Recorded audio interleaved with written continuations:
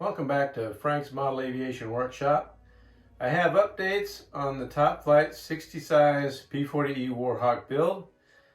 I've been in the process of mocking up the engine, ignition, fuel tank, lines, servos, and all that stuff in preparation to finish off the fuselage. I don't want to have to, dig in after I've already got it finished, because you take a chance on getting all kinds of hanger rash and all that stuff. But what I want to show you, what all I've done so far, I think I've got it pretty well situated. Because these things are tail heavy, I concentrated all my weight to forward of former 2. Majority of it, except for the servos and stuff. That way I have my receiver battery and all that stuff to move back and forth to adjust. And if I have to add any weight to the tail, it'll be minimal. So I'll bring you in here and show you what all I've done. Since I've got this thing upright, I'll show you what all I've done on the top side. The timing wire, I made a slot to feed the timing wire through the firewall and down in to the tank area. I recessed the ignition module up here so that you can see I can hide it underneath all the sheeting.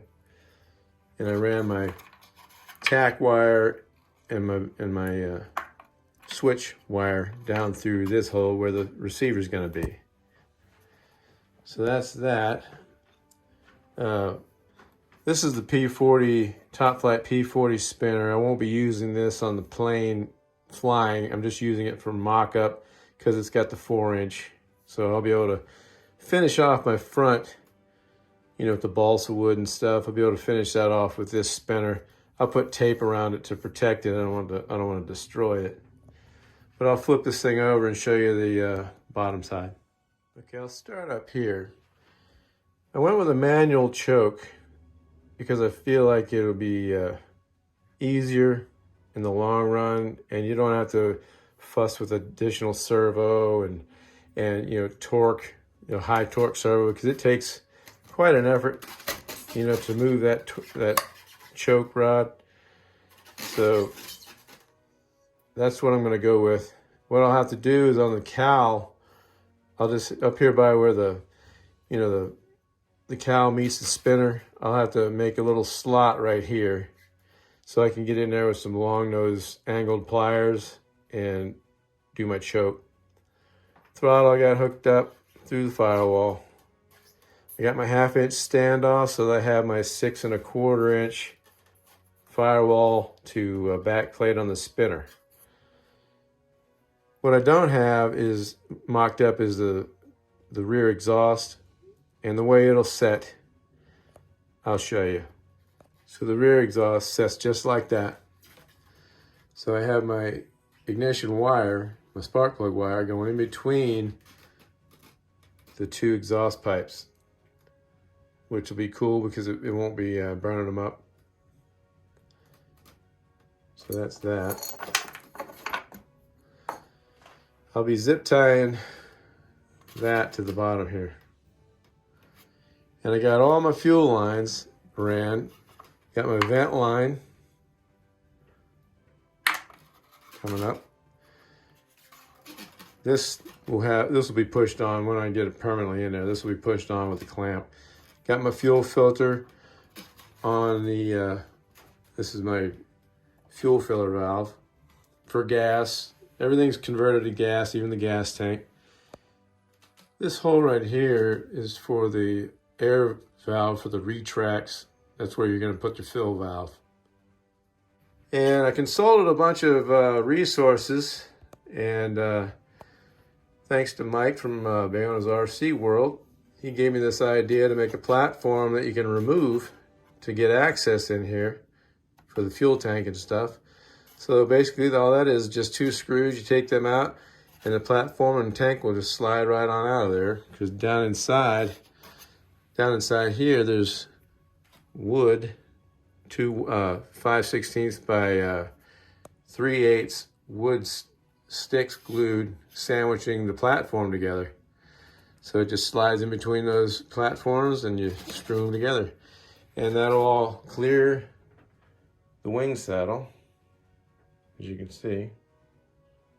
So it won't have any interference when I go to mount the wing. Got my servos all mounted. Nothing hooked up to the elevator yet. Got the rudder hooked up.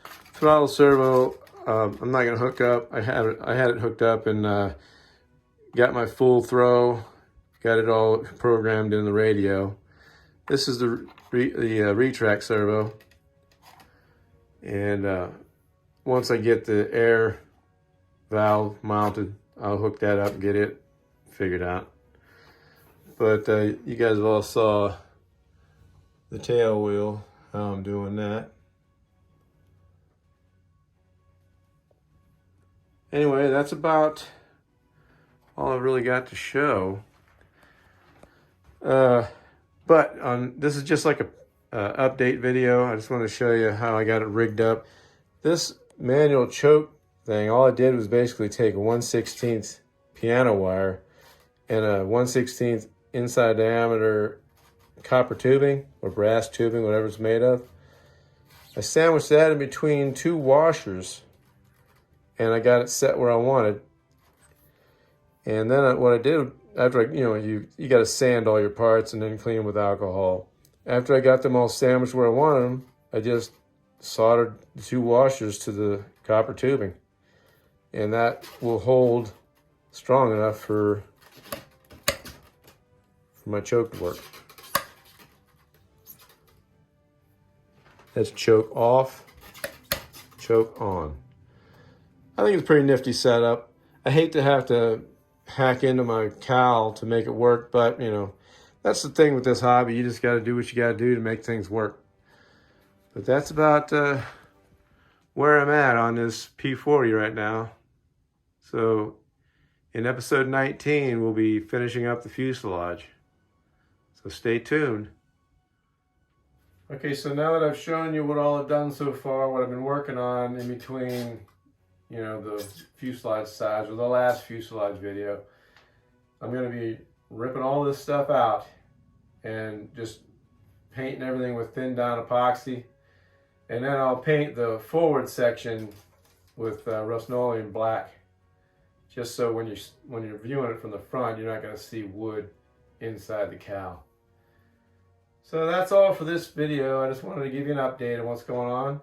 If you like this type of content, please consider subscribing to my channel.